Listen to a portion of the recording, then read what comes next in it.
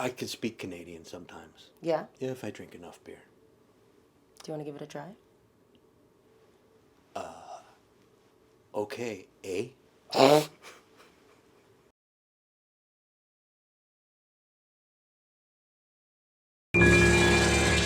Hello, I am Robert. And I'm Madeline.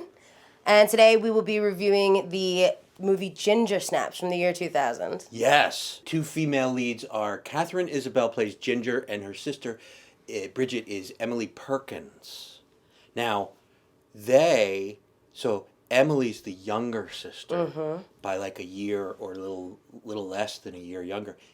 In reality, she's actually 4 years older than Catherine Isabel. Wow. Shocking stuff. That happens sometimes. What's it about? It is about two girls living in a small town, two sisters, and they are obsessed with horror and gore and things like that. Death. Death. They were all about death. And one night, their luck changes. Yes. So, I don't feel that it's a spoiler to say this is a werewolf movie. Werewolf. So, one of the girls gets attacked by a werewolf. And you know what happens when you get attacked by a werewolf. If you get attacked by a werewolf and you live, You turn into a werewolf. you turn into a werewolf. This is true.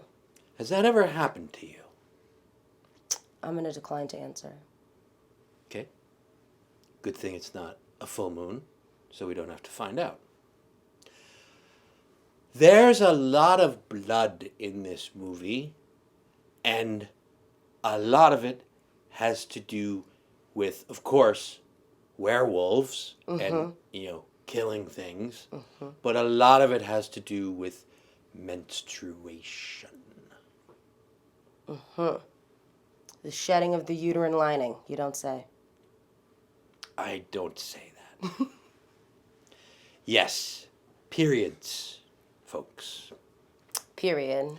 Yeah, it's something that's hard for me to identify with. I get that. So, the violence and everything, I'm cool with that. You know, dismemberment, werewolves eating people, that sort of thing. There's some dead dogs in this movie because the original werewolf was like hunting animals and maybe humans too, but he eventually switches over. And let's talk about some of the departures from classic werewolf lore.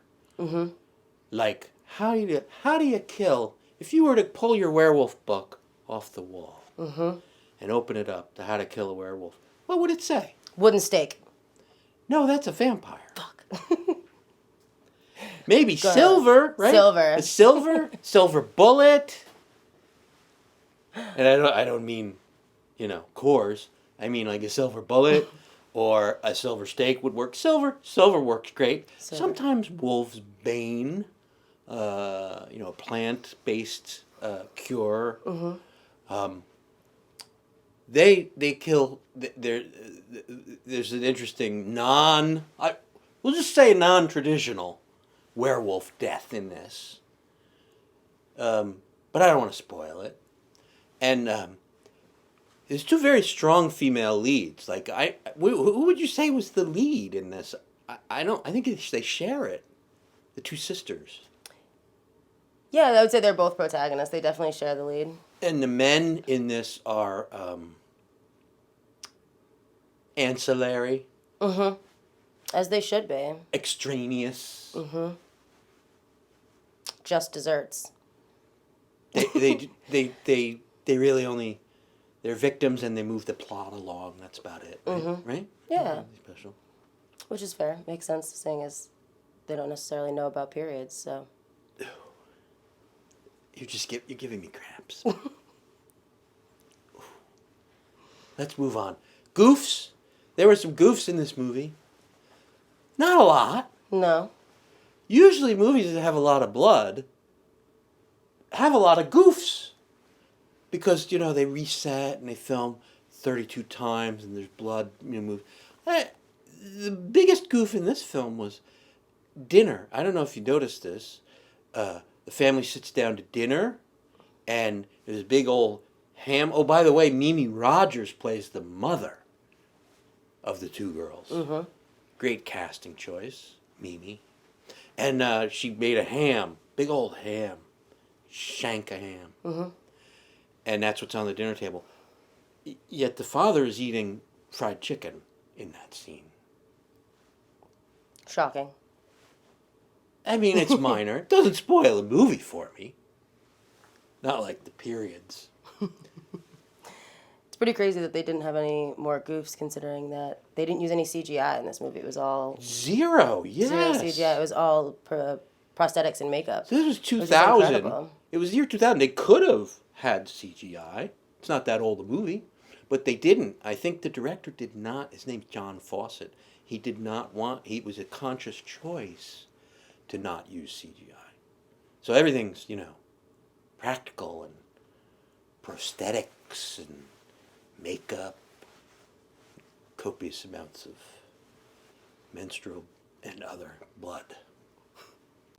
So this is a Canadian film. Did you get that it was Canadian? I did. I mean, it wasn't explicit. There's a couple posters that are in, when they put up missing posters, it's like in English and in French. Mm-hmm. Dead giveaway.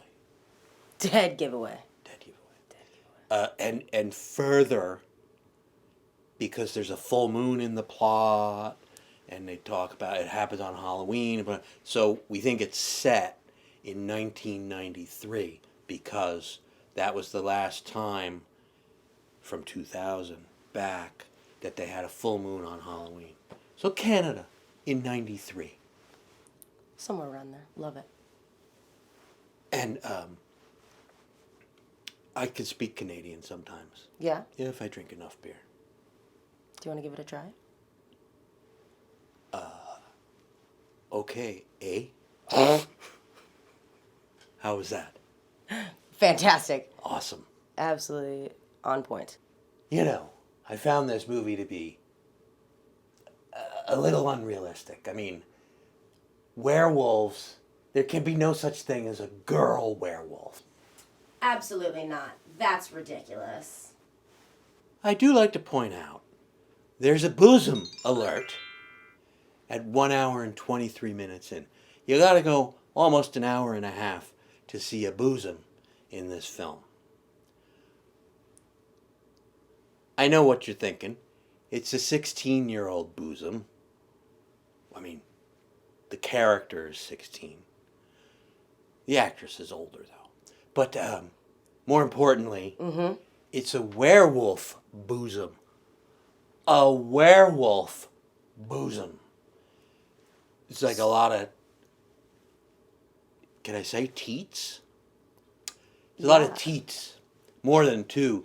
So would you prefer to be arrested for bestiality or the pedophilia? Which one appeals to you more?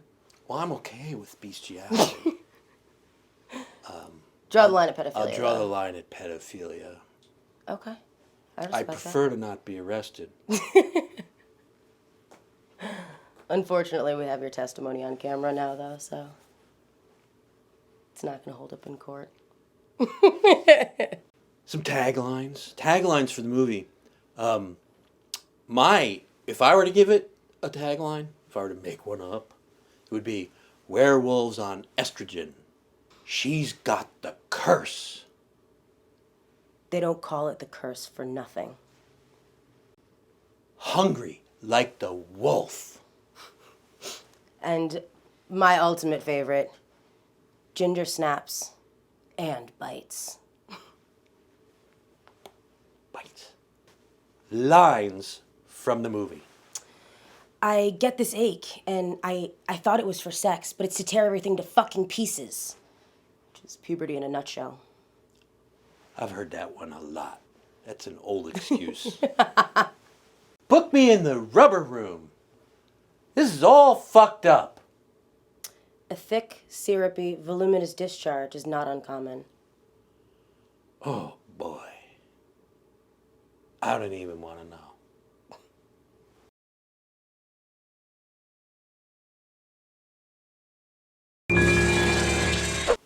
I give it 4 out of 5 pumpkins. Well, you have to hold the pumpkins, woman. There you go. 4 out of 5, why? Because it's feminism. Okay. I mean, it was a good movie. Sure. I'll just give it 4 pumpkins because it's a good movie and they didn't use CGI. No CGI. And feminism. Ginger snaps. Here, hold him up like a werewolf teat on me. She's got 4 werewolf teats.